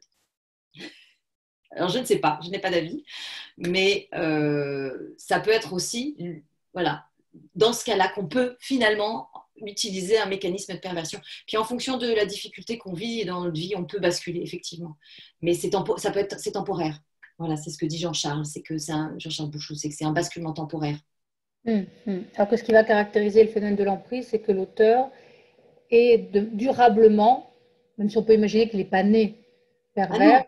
Non, bien sûr, il y a une responsabilité sociétale de tous les gens qui sont pathologiquement atteints dans notre société. Hein. Il faut se poser des questions, hein, c'est-à-dire que... D'accord, donc ce que tu dis, c'est qu'en fait, ce n'est pas l'interaction qui dysfonctionne. Il y a vraiment un des deux éléments du couple, parental, conjugal, peu importe, qui dysfonctionne. C'est indépendant de la relation à l'autre. C'est indépendant de la relation, absolument. Puisqu'on voit que dans ces affaires-là, d'ailleurs, c'est le cas en violence conjugale, c'est que il y a une réitération de la violence alors qu'on change de conjointe. D'accord. Okay. Voilà. Donc en fait, c'est pas la relation, c'est l'auteur qui a une problématique de violence interne. Voilà. En même temps, on peut imaginer qu'il ne le fait pas avec n'importe qui. Du coup, la question que j'aimerais te poser, c'est est-ce qu'il y a un profil type des victimes des violences? Alors, les victimes de violences, souvent, elles sont décrites comme étant assez vivantes dans la réussite, du succès, de l'empathie. Il y a énormément d'empathie, il y a beaucoup de professions de soins. Je prends soin d'eux, je vais l'aider. Puisqu'il se victimise dès le départ, hein, après la phase de je vais à Venise, tout est beau, tout est chaud, tu es formidable. La rencontre, c'est les trois trop, je les appelle les trois trop. C'est trop vite, trop bien, trop présent. C'est-à-dire que quand on commence une relation où c'est trop vite ou tout le temps, on s'engage trop vite, on va vivre ensemble trop vite, on fait un bébé trop vite, oulala, méfiance, trop vite, trop bien, il ou elle répond à 100%. à vos besoins, à vos attentes, c'est magique. L'âme sœur, mais bon, après, quand on a roulé sa bosse, on s'aperçoit que ça n'existe pas, ça. Mais quand, voilà, on est dans une fragilité, et après, c'est trop partout. Trop tôt, et la personne vient dans tous vos champs et a un avis dans votre vie professionnelle, dans votre vie relationnelle, dans votre vie amicale, elle intervient, voilà, elle va semer des graines, voilà, des graines de perversion, des graines de... mais souvent la victime est au départ extrêmement construite, mais dans la littérature, on voit qu'il y a une faille liée souvent à un deuil ou à un divorce, et que la proie, avec son nez détecteur, va repérer. C'est un peu ça qu'on lit. Bon, moi, je ne suis pas médecin, je ne sais pas, mais voilà, c'est dans une période un peu... Et si on ne travaille pas sur ça, si la victime ne travaille pas sur ça en sortie de relation d'emprise, elle risque de retomber dans ce type de relation. Donc, il faut impérativement dire aux victimes d'aller faire un travail thérapeutique. Ok ? On est très en retard, non ? Je ne me rends pas compte. Ça va. Donc, en résumé, dans ces dossiers, c'est utiliser ses propres enfants pour détruire l'autre parent. C'est ça qu'on voit, c'est ça qu'on remarque. C'est utiliser l'exercice de l'autorité parentale comme un outil de contrôle, c'est ce que tu disais, Catherine, tout à l'heure. Et c'est avoir, pour seule vérité qui soit, celle qui sert l'intérêt du parent auteur. Donc ça, c'est très important, parce que si on essaye de chercher dans les dossiers, si le magistrat essaye de chercher dans les dossiers la vérité, on n'y trouvera rien, puisque tout est truffé de mensonges, d'instrumentalisation, de fausses attestations, de manipulation de l'ensemble des amis, de faux papiers, de fausses déclarations. Il y a du faux partout. Donc, comment détecter, comment on dit vrai ? Et c'est pas en regardant le dossier. Et un dimanche matin, j'étais en train de lire un article dans lequel il y avait une citation de Bernard Werber qui disait « Pour comprendre un système, il faut s'en extraire ». Et j'ai eu mais c'est bien sûr, par rapport à tout le travail que je faisais. C'est-à-dire qu'il me faut impérativement, on ne peut pas voir avec le dossier, on ne peut pas voir en médiation avec ce que les gens viennent vous livrer, puisque tout est mensonge et que tout est accusation, et qu'il y a cette fameuse identification projective du pervers qui est que, c'est l'effet miroir, hein, le fameux effet miroir, il vous accuse de tout ce qu'il commet. Donc, on ne peut pas savoir. Donc, si on ne peut pas savoir, mais on a bien vu qu'il y avait un modèle psychiatrique, okay, qui avait donc une systématisation des comportements et des actions, des récurrences de comportements et des actions, des similitudes, des stéréotypes de comportements et d'actions et des signaux d'alerte identiques et identifiables. Ce que j'ai fait, c'est que je suis allée prendre tous les dossiers sur lesquels j'ai travaillé. J'ai rappelé toutes les victimes avec lesquelles j'ai travaillé. Et j'ai travaillé à la modélisation de leur histoire de couple. C'est-à-dire que tout est là. Si on veut comprendre s'il y a emprise et violence morale dans la coparentalité, il ne faut pas regarder le dossier judiciaire. Il faut regarder l'histoire du couple dans son ensemble, dans toute sa temporalité. Donc, ce que j'ai fait, c'est que j'ai modélisé un questionnaire avec 56 questions. Et ce travail-là, je suis allée le présenter à Caroline Siffrin-Blanc, qui est une femme formidable, je tiens à lui dire. Elle n'est pas là ce soir, c'est son anniversaire. Je lui souhaite un joyeux anniversaire. Caroline Siffrin-Blanc, qui est donc chercheur en droit spécialisée dans les problématiques du droit de la famille. Elle est maître de conférence, elle est l'ancienne vice-doyenne de l'université Aix-Marseille. Et nous avons travaillé sur ce thème-là et sur la possibilité de travailler à partir de ce questionnaire avec l'université de droit, la chaire de sociologie et la chaire de psychologie pour labelliser, entre guillemets, ce travail avec un travail d'étude et de recherche qu'on a besoin de faire derrière et travailler conjointement avec tous les professionnels à une grille d'évaluation qui découlerait de ce questionnaire. Ces questions, elles posent Des questions sur la vie du couple, sur qui s'est enrichi, par exemple. À qui a profité le crime? La question de l'argent est essentielle, c'est-à-dire que sur les 15 ou les 20 ans de vie commune, qui a gagné de l'argent, qui a perdu de l'argent? Première question.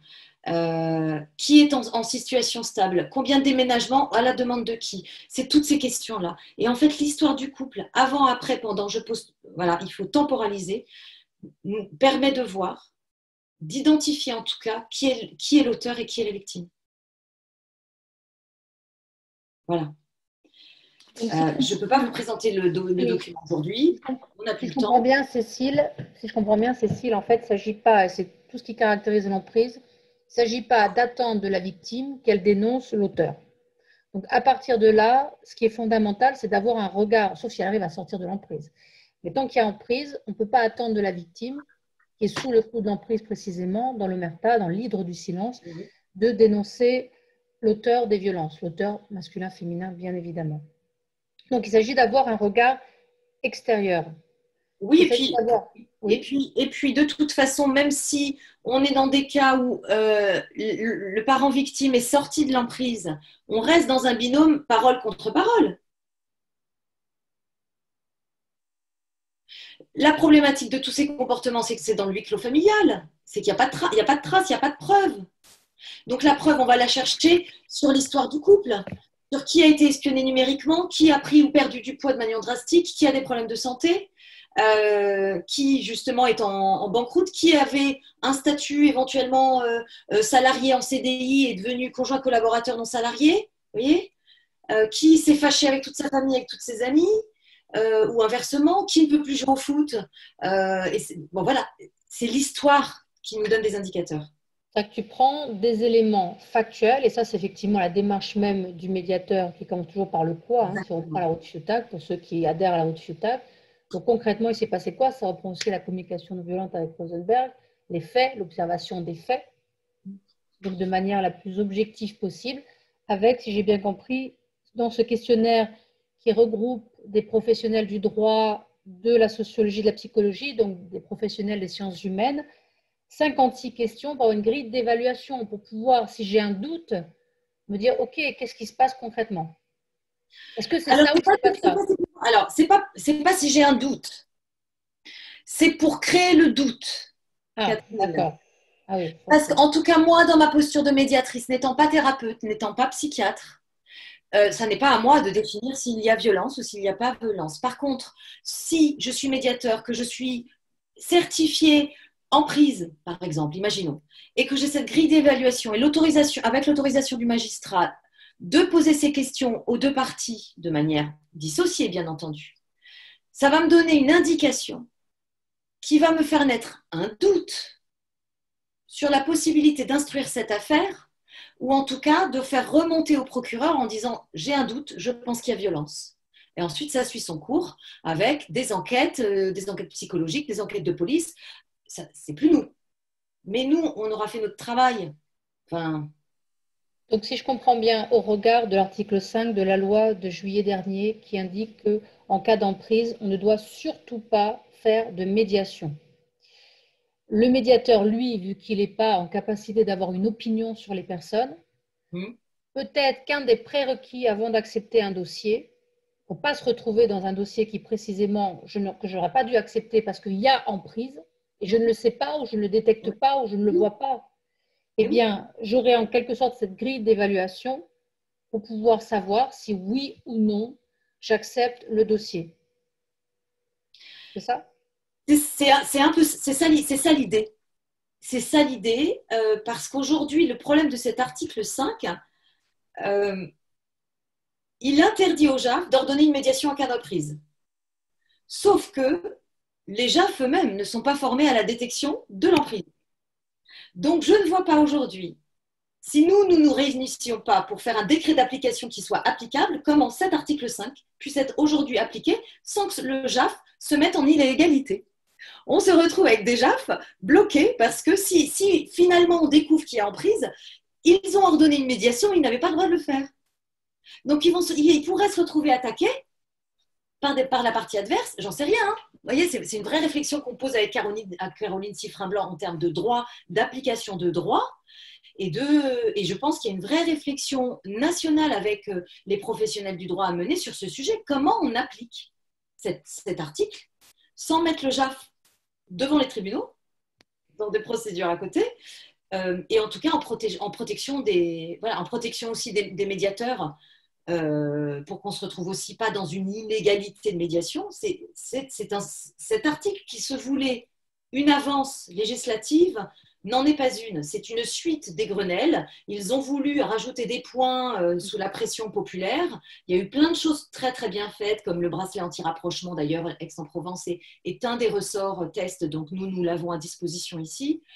Celle-ci, c'est en tant que médiateur et en tant que moi, je pense que les JAF doivent s'inquiéter aussi à l'idée de pouvoir éventuellement renvoyer en médiation. Ça pose question. Comment je renvoie en médiation si d'un coup le médiateur considère qu'il y a violence? Donc ça veut dire que la loi, bon, elle est sans doute, comme toutes les lois, issue d'une intention extrêmement positive, voire d'une demande du corps social. Simplement, ce que j'entends de ce que tu me dis, c'est qu'on n'a pas donné aux médiateurs, ni aux professionnels de la famille, ni même aux magistrats, les moyens de savoir si oui ou non la loi s'applique. C'est-à-dire, est-ce que oui ou non, là, je peux dire qu'il y a emprise, donc s'il y a emprise, je n'envoie pas en médiation. Et si je suis médiateur, je ne prends pas le dossier, même si le juge, pour X raison, me l'a envoyé. Donc, il y a besoin de définir l'emprise, il y a besoin de former des médiateurs spécifiques à l'emprise et de les accréditer, a priori. Enfin, tout comme on est assermenté, ou les assermentés, je ne sais pas. Le Conseil national des barreaux, le barreau de Paris a fait quelque chose de formidable. Alors, pas sur l'emprise, sur les violences conjugales. Ils ont formé spécifiquement des avocats et qu'ils ont accrédité sur une liste. Et voilà. Mais je pense qu'il faut s'inspirer. Il faudrait, moi, dans un monde idéal, avec le ressort d'Aix-en-Provence, nous travaillons ensemble conjointement avec les magistrats, les psychiatres, les médiateurs et la chaire de droit. Et on essaye de proposer quelque chose de pilote pour essayer de voir comment on peut avancer et être avec toujours pour objectif la protection de l'enfance et la protection des victimes. C'est ça l'objectif. Voilà. Alors, j'ai une question sur, on a un petit peu répondu, mais effectivement, elle se pose quand même. C'est en quoi est-ce que le médiateur pourrait se transformer en détecteur d'emprise? C'est-à-dire que je ne vais pas appliquer cette grille d'évaluation et ces questions si j'ai un doute, mais cette grille d'évaluation et ces 56 questions servent à faire émerger un éventuel doute. Et là, il y a une question évidemment qui se pose par rapport à notre déontologie, notre obligation de neutralité, c'est-à-dire que est-ce que je peux ou pas avoir une opinion concernant l'emprise qui se joue entre les personnes? Ou est-ce qu'on ne risque pas de me dire, mais de quel droit vous permettez de juger du dossier, de l'histoire des personnes, ou de considérer qu'il y en a peut-être un des deux qui est un auteur et l'autre une victime? Alors, je dirais qu'on n'est même plus sur la responsabilité du médiateur, on est sur la responsabilité du citoyen et de la citoyenne. C'est-à-dire qu'à partir du moment où, alors peut-être avec le questionnaire, ça s'encadre et ça se travaille dans la manière où on peut le travailler en médiation, effectivement. Mais quand on pense qu'on a affaire à de la violence, n'a-t-on pas une certaine responsabilité à agir? Voilà, j'ai pas de réponse à tout. Moi, Une responsabilité citoyenne. Une responsabilité citoyenne, parce que la confidentialité en médiation par rapport à ce type de sujet, on s'en sort légalement extrêmement bien. Il n'y a aucune problématique. On peut tout à fait aller saisir le procureur. Je l'ai déjà fait. J'ai fait des signalements à l'aide sociale à l'enfance pour protection d'enfants. C'est des choses qui se fait très bien, puisque la protection des mineurs et la protection des enfants est un cas pour lequel on peut sortir de notre obligation de confidentialité, évidemment. Et même, ça pose problème et c'est très polémique, même les médecins aujourd'hui ont le droit d'outrepasser leur secret professionnel en cas de violence conjugale et même sans accord de la victime. Ça pose question aussi. Voilà. Effectivement, c'est quelque chose qu'on avait vu lors d'un dernier webinaire avec Nathalie Frissero sur dans quel cas est-ce qu'on doit sortir de la confidentialité, puisque le médiateur, pour l'instant, il n'a pas de secret professionnel.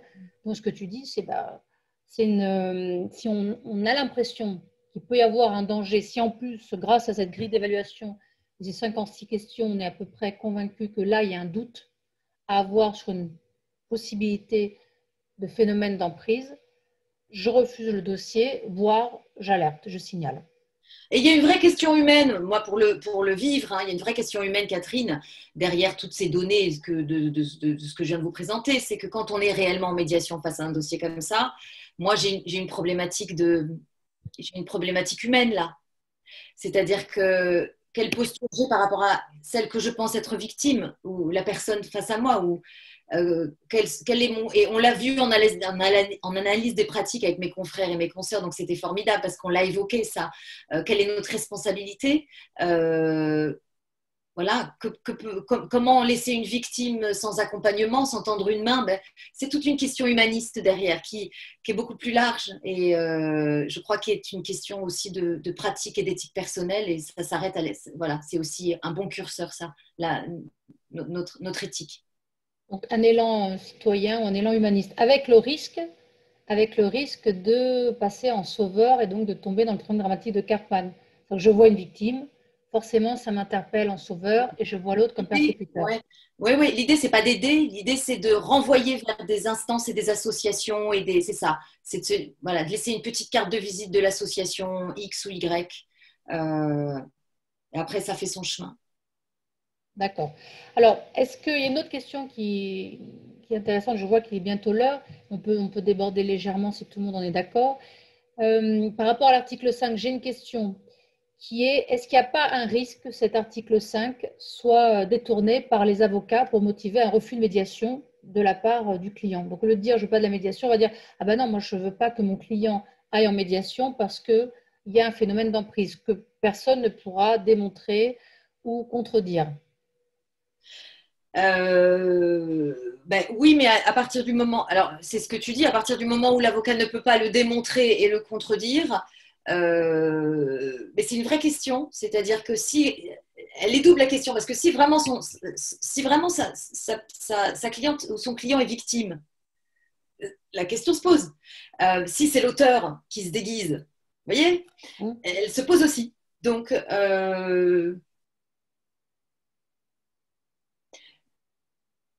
ordonner une médiation est de l'autorité du JAF. C'est pas une décision d'avocat. Voilà, c'est une décision comme il peut l'avocat tout à fait expliquer que a priori les conditions ne sont pas remplies pour pouvoir faire une médiation. Ça reste une décision du juge aux affaires familiales, au même titre que le DVH et. Il peut aussi déconseiller à son client d'aller en médiation puisqu'il a un rôle de conseil. Mais c'est très intéressant parce que s'il y a une notion de violence, moi je rêve d'un parcours unique avec un guichet unique, où à partir du moment où il y a des allégations de faits de violence, il y a une prise en charge spécifique de ce dossier-là. Donc si l'avocat dit moi pas de médiation parce qu'il y a du dossier, il y a de la violence dans mon dossier, mais ok, et mettons en place quelque chose pour accompagner cet avocat-là, évidemment. Et peut-être rendre public. Il ne faut pas qu'on s'oppose. L'objectif final est de la protection des victimes. C'est pour ça que là, il s'agit de sortir, et c'est, je crois, tout l'intérêt de la grille d'évaluation dont tu as parlé, que tu n'as pas conçu seul, hein, c'est vraiment, il y a tout un groupe de travail autour de toi, même si tu es à l'initiative, si j'ai bien compris. Donc l'intérêt de cette grille d'évaluation, c'est aussi de sortir du sentiment, de sortir de, ben, moi j'ai l'impression que peut-être mon client est victime d'emprise, moi en tant que médiateur, j'ai peut-être l'impression qu'il y a une forme d'emprise. Ça permet d'objectiviser un ressenti, donc de se dire est-ce que c'est bien ça ou c'est pas ça. Et du coup, il y a une question, c'est où peut-on trouver cette grille d'évaluation? Pas encore. Pas encore, d'accord. Pas encore, parce qu'elle sera, elle a besoin, alors elle n'a pas besoin, j'ai envie qu'elle soit, comment vous dire, labellisée, homologuée par une université, par un travail de chercheur, pour que je ne fasse pas un Garner. Vous voyez, que ce soit pas je fasse pas un Madoff de l'emprise. Donc l'idée, il faut qu'il y ait un vrai travail avec une reconnaissance de gens qui sont dans leur métier et une professionnelle pour se dire, bah, ouais, ce questionnaire-là, comme il est, donc je pense qu'il va encore évoluer, il est assez solide pour que ce soit un outil de détection et un outil d'aide à l'accompagnement. Alors, est-ce qu'on peut espérer que pour ceux qui souhaiteraient s'inscrire à la formation, donc aux 2 jours de formation que tu vas donner les 5 et 6 juin prochains, est-ce qu'on peut espérer que ces personnes-là accéderont à quelques éléments de ta grille d'évaluation? Oui, oui. Bien sûr que je présenterai, mais je ne l'autorise pas voilà, pour une utilisation dans un cadre de médiation aujourd'hui parce que voilà, je veux que ce soit mis dans un protocole judiciaire extrêmement cadré Hmm. et que c'est dans l'intérêt de tout le monde que ça se fasse tout doucettement et que voilà. Et que ce soit testé. Ça, Et que que tu ce veux soit vraiment quelque chose d'opérationnel. un travail universitaire sérieux. Voilà. Mhm. D'accord. Alors, juste pour essayer de bien comprendre aussi par rapport aux différentes thématiques, et on va conclure de cette grille d'évaluation, moi j'avais l'impression, je ne sais pas si c'est une lecture qui est possible, en fait, quand tu regardais qui s'est enrichi, qui ne s'est pas Oui. enrichi, qui a subi, qui n'a pas subi, qui a obtenu plus, qui a eu moins, est-ce que c'est en fait comme si c'était des critères d'un échange inégal? C'est-à-dire au terme de cette dynamique de couple, est-ce qu'on peut dire qu'il y a un échange inégal qui s'est instauré entre les protagonistes? Ah, mais totalement.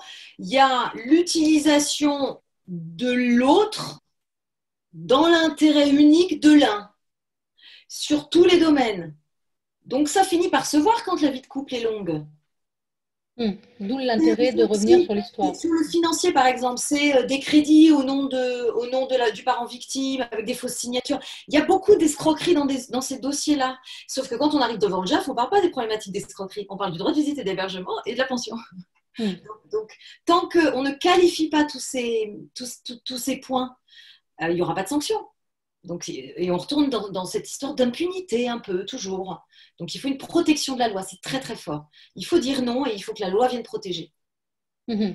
Donc, c'est-à-dire que dans les phénomènes d'emprise, il y a une victime d'un échange inégal à tous les niveaux et même l'argent peut être un indicateur. Oui, surtout l'argent. Surtout Surtout. l'argent. En tout cas, c'est une similitude que je vois dans tous les dossiers. Donc, finalement, L'argent parce qu'il y a une dépossession de la profession ou parce qu'il y a un vol ou parce qu'il y a une escroc, de différentes manières. Il y a aussi le non-accès au compte bancaire, hein. Donc la violence économique, il y a beaucoup ça dans ces dossiers, hein. Donc c'est pas trop l'argent du foyer, bon, il y a tout ça. donc, finalement, quand les gens veulent régler leur compte en médiation, c'est un élément important. C'est pas Oui, quelque chose d'anecdotique. et les bons comptes font les bons amis, donc même si on reste pas amis, qu'on reste un bon couple parental en fait, c'est ça l'idée dans Hmm. notre mission de médiation familiale, c'est que les parents restent parents. Hmm. Donc, on pourrait imaginer peut-être que si je regarde dans le chat aussi, c'est les suggestions, que cet article 5 évolue Ah pour. ben moi, j'aimerais, avec Caroline Siffrin-Blanc, nous aimerions travailler conjointement avec. Caroline travaille à la Cour européenne sur des sujets de droit de famille. Il va falloir qu'on fasse une proposition du décret d'application, mais moi, j'aimerais travailler conjointement avec les instances nationales de médiation, avec des gens que ça intéresse, pour essayer de faire des propositions aux législateurs. Si on ne fait pas de proposition, il ne va rien se passer, hein. Donc, autant qu'on essaye de se faire un canevas et proposer et que ce soit porté par nos députés et ensuite Donc, homologué. est-ce qu'on peut imaginer que parmi toutes les personnes qui assistent ou qui vont assister à la retranscription de ce webinaire, qu'elles puissent te contacter si elles souhaitent participer à ce travail de Bien sûr, réflexion et d'élaboration? bien sûr, bien sûr. Je ne promets pas de pouvoir être réactif tout de suite, mais l'idée, c'est qu'effectivement, on fasse une commission de réflexion sur. Donc, je vais avoir besoin de. Bon, j'ai déjà maître Élodie Thébault, qui est avocate en droit de la famille, qui travaille aussi avec Caroline et moi sur ces journées d'études spécifiques, mais il faut étendre, bien sûr, en compétences et en réflexion. D'accord. Donc, ils peuvent écrire pour l'instant sur le mail du SEMA, par exemple, et on te retransmet. Avec plaisir. Ou moi, je peux donner mon adresse. On va Je noter ton adresse. On peut mettre ton adresse mail? Oui, alors mon adresse professionnelle, c'est Cécile. Alors, je pense que Moi, ça va être inscrit. ouais, bon, je vous Voilà. laisse, bien sûr. On va mettre ton. Donc, c'est Cécile. Alors, plutôt par écrit, s'il vous plaît, que par téléphone. Oui. Voilà, plutôt par écrit. Comme ça, j'organise. C'est plus simple pour moi Donc, c'est d'être. l'adresse Voilà, médiateur au singulier, cécile@médiateur-entreprise.com. entreprise.com. Parce que je gère beaucoup aussi de thématiques de harcèlement moral en entreprise et de médiation en entreprise, qui sont des mécanismes très similaires. Voilà, donc ils peuvent écrire, les personnes qui le souhaitent peuvent écrire. Bien sûr, bien sûr. D'accord. Bon, bah, écoute, Cécile, merci. Merci infiniment. Il est déjà bientôt 40. D'accord. Je crois qu'on a répondu presque un peu à toutes les questions qu'on pouvait se poser, mais en tous les cas, ceux que ce sujet a intéressé et qui aimeraient avoir un outil de formation, parce que l'intérêt aussi, c'est de pouvoir détecter, eh bien, ils pourront te retrouver les 5 et 6 juin prochains. En présentiel, on va se le souhaiter. S'il n'y a pas de présentiel, il n'y a pas de formation, je boycotte l'écran sur les formations. L'écran, voilà. Donc, on espère que ça pourra se faire en présence. Donc, merci infiniment, Cécile, pour ce webinaire sur l'emprise. Merci aussi à tous ceux qui ont ça a beaucoup chatté. On te donnera une copie de tout ça sur présentiel à Aix. Voilà, il y a des demandes, pourquoi pas. Pourquoi pas, ça peut très bien être à Aix, ce n'est pas nécessairement à Paris.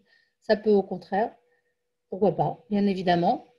Merci aussi pour les questions et réponses. Désolée si on n'a pas pu répondre à tout. J'annonce notre prochain webinaire qui aura lieu le samedi 6 février 2021, encore sur un sujet très intéressant et délicat pour le médiateur, puisque ce sera sur la logique émotionnelle. La logique émotionnelle en partenariat avec l'Institut de logique émotionnelle, et on accueillera une spécialiste en la matière, en l'occurrence Catherine Emlé-Périssol, qui sera accompagnée de Sophie Libaud. Donc, ce sera le 6 février 2021, comme d'habitude, à 18 h. Donc, merci à tous. Merci encore, Cécile, pour ce webinaire. Il y avait des demandes par rapport à ton PowerPoint. Donc, si j'ai bien compris, c'est… On pourra le mettre éventuellement sur le site. Voilà. Et vous aurez la retranscription pour ceux qui n'ont pas pu assister à tout, à ce webinaire. Et si vous voulez aussi une attestation pour ceux qui ont pu suivre au moins 1 heure du webinaire, eh bien, on pourra vous faire des attestations. Vous pouvez faire une demande directement sur le site du CEMA. Voilà, c'est possible. Eh bien, bonne soirée à tous. Bonne soirée, à très bientôt. Merci. Et puis, à très bientôt. Et merci encore, Cécile. Merci.